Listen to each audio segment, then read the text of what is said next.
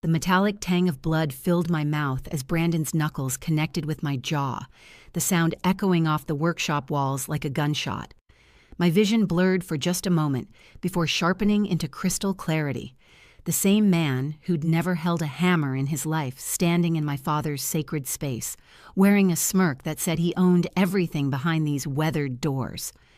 "This isn't your workshop anymore," he growled, flexing his fingers like he was proud of what he'd just done. I didn't stumble backward. I didn't even touch my face.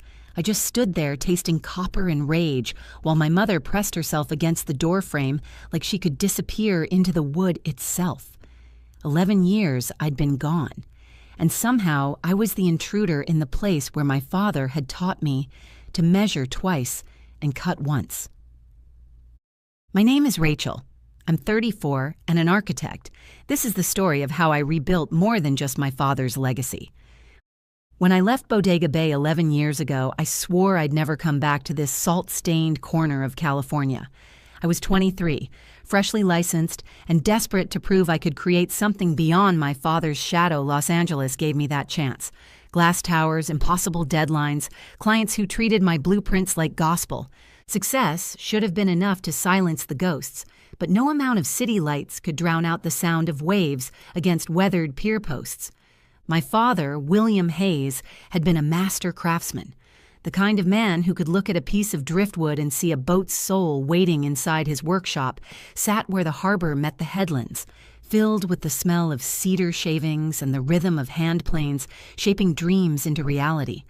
When he died, my mother Janet fell apart in stages. First the tears, then the silence, then the desperate need to fill the emptiness with anyone who'd stay.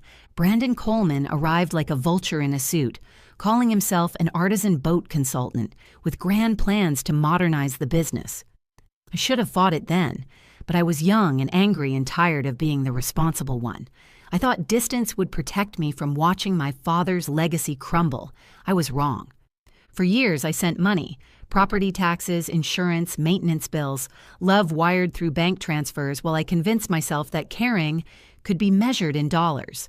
Though our phone calls grew shorter and less frequent each year, I never stopped the monthly payments, believing they proved my commitment even when my words failed us both. I didn't know Brandon was already poisoning my mother's mind, whispering that my silence meant indifference, that my distance proved I'd abandoned them both. The email landed in my inbox on a Tuesday morning. Subject line simple as a slap. Workshop sale, final decision. My mother's words were surgical, stripped of warmth. "We've decided to sell, time to move on. Need you to sign away your share. The buyer's offering $15,000 for everything. It's a fair price for a fresh start."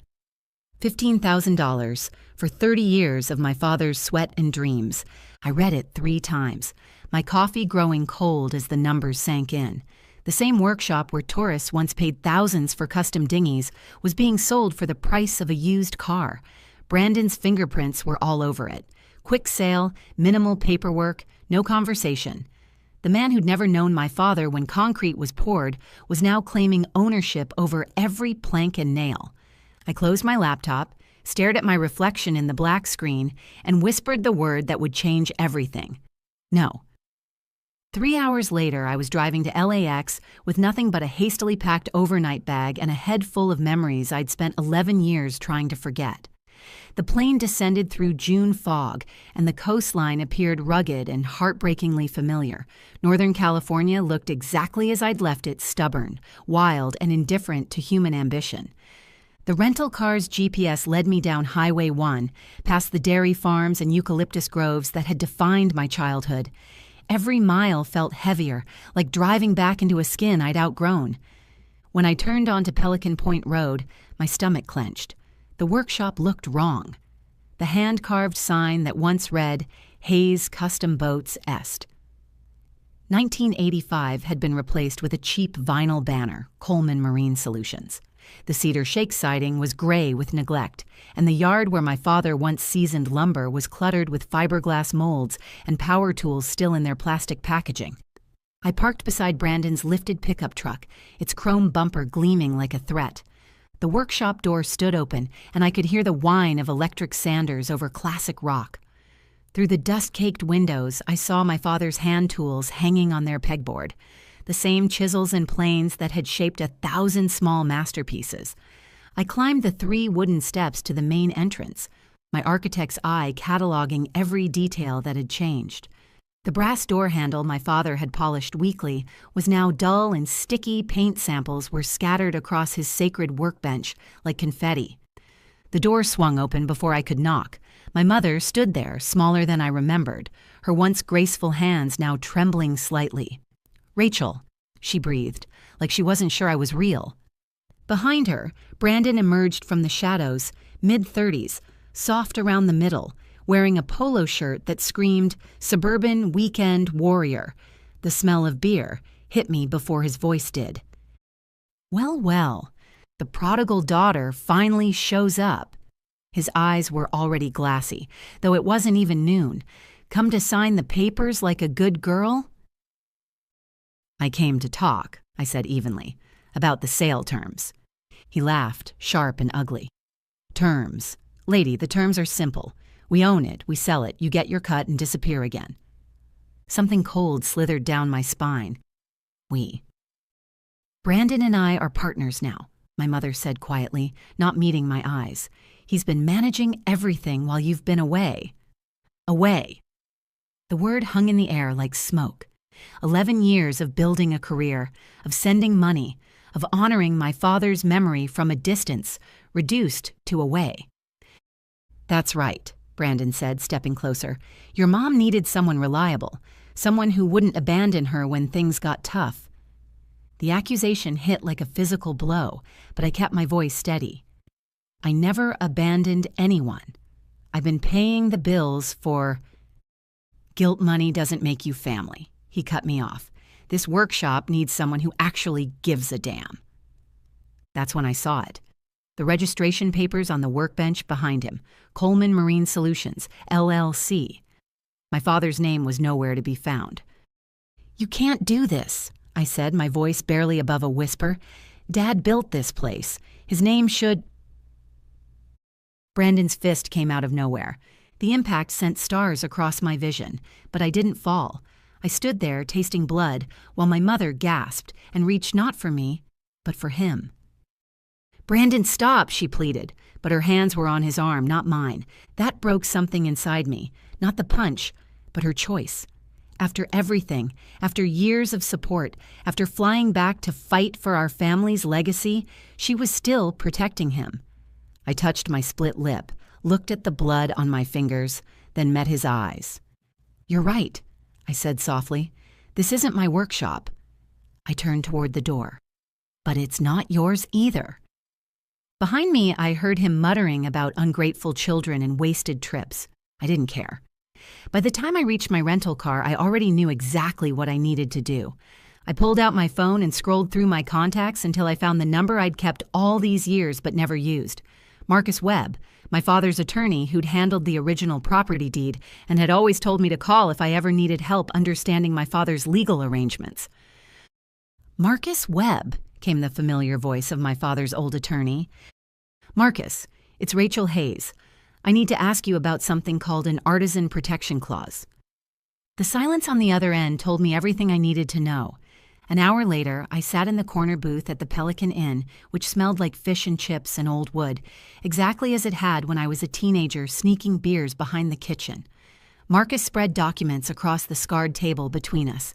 He'd aged in the years since my father's funeral, more gray, deeper lines, but his eyes still held the sharp intelligence that had guided my family through decades of contracts and disputes.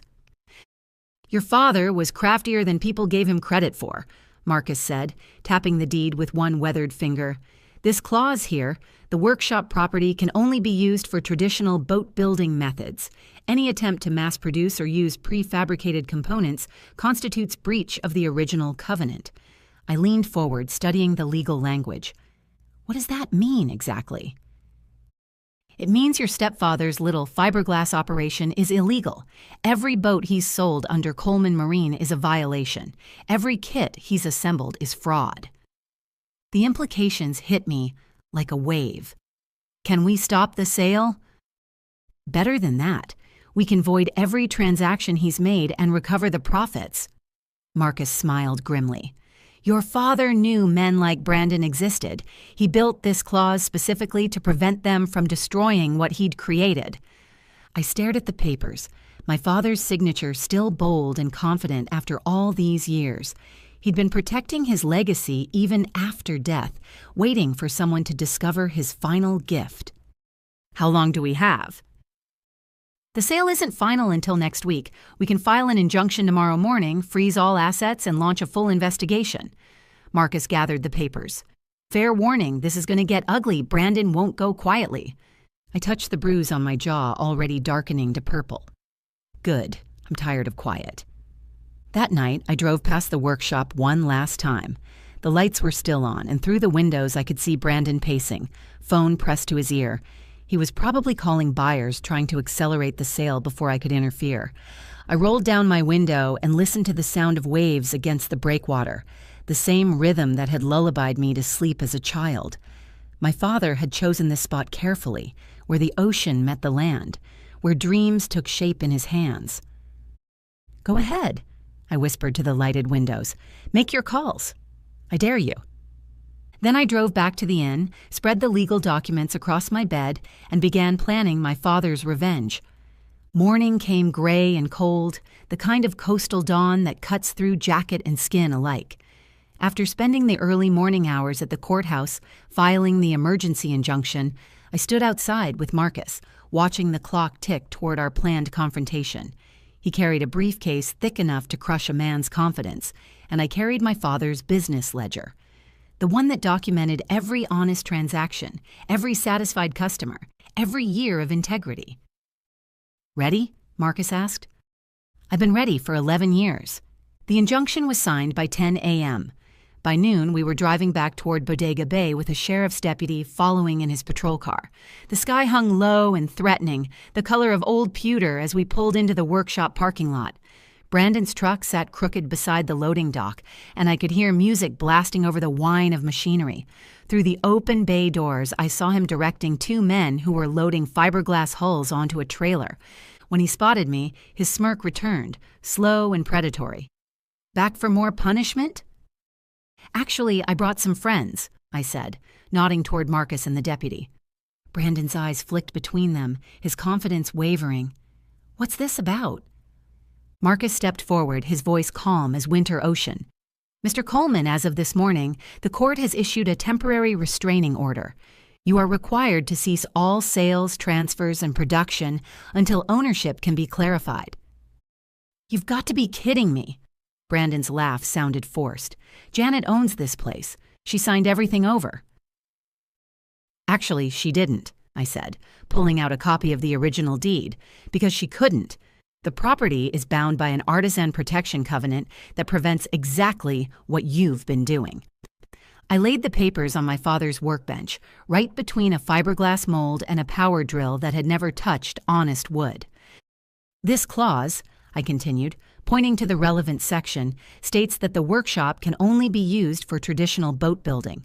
No mass production, no prefab kits, no fiberglass hulls stamped with my father's name. Brandon stared at the document like it might burst into flames. "That's not enforceable. It's been years." "Covenants don't expire," Marcus said mildly, "and every boat you've sold violates the terms. That makes each sale fraudulent." The color drained from Brandon's face. Behind him, the two workers had stopped loading the trailer, sensing the shift in power. "You can't prove I knew about any clause," Brandon stammered. I smiled for the first time in days. "Actually, I can?" I pulled out my phone and showed him the screen, a recording app that had been running since I'd arrived. 15 minutes ago, you told me my mother signed everything over to you, but according to the county records, she never had legal authority to do that. The original deed was in my father's name, with specific instructions that ownership could only transfer to a blood relative who agreed to maintain the artisan covenant." Brandon's mouth opened and closed like a fish out of water. "You've been forging signatures, filing false documents, and selling boats under fraudulent contracts," I continued. "That's not just breach of covenant, it's criminal fraud." The deputy stepped forward, hand resting on his cuffs. Mr. Coleman, I think we need to have a conversation. Brandon's eyes darted around the workshop like a trapped animal. Janet! He called toward the house. Get out here, tell them! My mother appeared in the doorway, still in her bathrobe, face pale as morning fog. She looked between Brandon and me, confusion and fear warring in her expression. Janet, tell them how I've been taking care of everything, Brandon demanded. Tell them how your daughter abandoned you. For a long moment, my mother said nothing. Then, in a voice barely above a whisper, he said you didn't want the workshop, that you'd moved on. I never said that, I replied gently. I've been sending money every month for 11 years. Her eyes widened. What money? Brandon said you never... I've been intercepting the checks, Brandon blurted, then immediately looked like he wanted to swallow his tongue. The silence that followed was thunderous. Even the ocean seemed to hold its breath. My mother's face crumpled. You stole from her? From us? It wasn't stealing, Brandon protested. I was investing it back into the business, making improvements. Improvements? I gestured around the workshop. You mean the fiberglass molds? The power tools that have never been unwrapped? The vinyl banner that replaced my father's hand-carved sign? Marcus cleared his throat. Deputy, I believe we have enough evidence to proceed. As the handcuffs clicked around Brandon's wrists, he turned to me with pure hatred in his eyes. You think you can just waltz back in here and ruin everything? I built a real business. Your father was just a stubborn old man making toys for rich people. I stepped closer, close enough to see the fear behind his anger. My father built dreams, I said quietly. You built lies. The difference is, dreams last. They walked him past me toward the patrol car, his boots scuffing against the concrete my father had poured with his own hands. As the engine started, I called out, Make sure that trailer gets impounded. Every hull on it is evidence. When the patrol car disappeared down Pelican Point Road, the silence that remained was almost overwhelming. My mother stood in the doorway clutching her robe, tears streaming down her face. I didn't know, she whispered. About the money, about the legal problems. He said you'd moved on, that you didn't care about us anymore. I looked at her, really looked, and saw not the woman who'd failed to protect me, but a widow who'd been systematically isolated and manipulated by a man she'd trusted. I never stopped caring, I said. I just didn't know how to come home. Marcus began packing up the legal documents. Rachel, the injunction will hold while we sort through Brandon's finances. The workshop is officially frozen until we can untangle the mess he's made. I nodded, then walked to the center of the workshop floor. The smell was all wrong, chemical resins and paint fumes instead of cedar and salt air. But beneath it, faint as a ghost, I caught a whiff of the old familiar scents. I knelt down and pressed my palm against the worn floorboards, feeling for the slight depression where my father's workbench had stood for 30 years. There, carved into the wood with a chisel, barely visible beneath decades of sawdust and wear, were my father's initials, W.H. 1985. We won, I whispered to the scarred wood. He's gone, and you're home. The restoration took months. Every morning, I unlocked the workshop doors and began the slow process of undoing Brandon's damage. The fiberglass molds went to the dump. The power tools went to auction. The vinyl banner burned in a bonfire that could be seen from town. Piece by piece, I brought my father's vision back to life. The cedar siding was cleaned and restained. The workbenches were rebuilt according to his original plans. The hand tools were sharpened and oiled and hung in their proper places on the pegboard where muscle memory could find them in the dark. The hardest part was the sign. I'd found my father's original sketches in his desk drawer, along with measurements and notes about wood grain and letter spacing. It took 3 tries to get the carving right, working by lamplight with chisels that remembered the feel of his hands. Hayes Custom Boats, established 1985, traditional craftsmanship. 1 boat at a time. Brandon's trial was a formality. The evidence Marcus assembled, forged documents, stolen funds, fraudulent sales records, was overwhelming. He pleaded guilty to avoid federal charges and got 5 years in state prison. The investigation revealed he'd been depositing my monthly support checks into his personal account for over 3 years, using the funds to finance his failing business ventures. When the verdict was read, my mother sat in the back of the courtroom, hands folded in her lap like she was praying for forgiveness. Afterward, she walked with me back to the workshop. We didn't speak until we reached the water's edge, where waves lapped against the dock where my father had once launched his masterpieces. "I failed him," she said quietly. "Failed you both." I watched a pelican dive for fish, its wings cutting the gray water like knives. "You got lonely. Loneliness makes people desperate." "I let him erase everything your father built." "No," I said, turning to face her. "You let him try, but some things can't be erased. They're deeper than documents or bank accounts. They're in the wood itself." She nodded, tears catching the afternoon light. The day I rehung the sign, the fog lifted early and the sun actually showed its face. I stood on the same ladder my father had used, adjusting the chains until the letters caught the light just right. Tourists stopped their cars to take pictures. Locals honked their horns in approval. That evening, I found a letter tucked under the workshop door. The envelope was yellowed with age, my name written in my father's careful script. Inside, folded around a small brass key, was a single page. "Rachel, if you're reading this, then the workshop needed you more than I thought it would. The key opens the cabinet behind my desk. Use what's inside to build something beautiful. The ocean is patient, but wood remembers everything. Trust them both. Love, Dad." The cabinet held his most precious tools, the ones he'd reserved for special projects. And beneath them, wrapped in oiled canvas, were plans for a boat he'd never built at the bottom of the page, in faded pencil he'd written, "For Rachel's homecoming." I spread the blueprints across the restored workbench, my fingers tracing the elegant lines of a small sailboat designed for coastal waters. It would be perfect for teaching, sharing the craft he'd loved with the next generation of dreamers.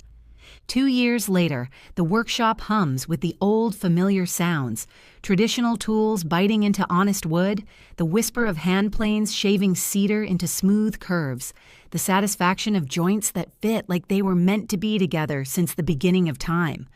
I teach now, passing on what my father taught me to anyone willing to learn, that some things can't be rushed or faked or mass-produced. Each boat takes months, sometimes years. Each one is different, shaped by the wood's grain and the builder's dreams. My mother helps in the office, managing the waiting list of customers who want something real in a world full of plastic substitutes. She's learned to tell the difference between people who appreciate craftsmanship and those who just want a trophy. The former get added to the list. The latter get politely redirected to the marina store. Brandon writes letters from prison sometimes, alternately apologetic and threatening. I don't read them anymore. Marcus handles his parole hearings, making sure the protection order stays in place. The workshop survived because I stopped running from what scared me and started fighting for what mattered. Some betrayals cut so deep they leave scars on your soul. But scars are just proof that you healed stronger than you broke. My father's legacy didn't survive because of courts or lawyers. It survived because someone finally stood up and said, "This matters. This has value. This deserves to exist. If you've ever had to fight for something that should have been protected, tell me, what gave you the strength to keep going?" Comment below. I read every story. And when this video ends, don't stop here. Watch the next stories about family betrayal, stolen legacies, and the power of refusing to surrender what's rightfully yours. Your story might be waiting in the next chapter. Before you go, here's a quick bonus for sticking around. If you love learning and growing like I do, you need to try audiobooks. I've got an exclusive deal with Audible. Your first month is completely free. That's access to over 500,000 titles, zero cost to you. All the details are waiting in the description. Don't miss this one.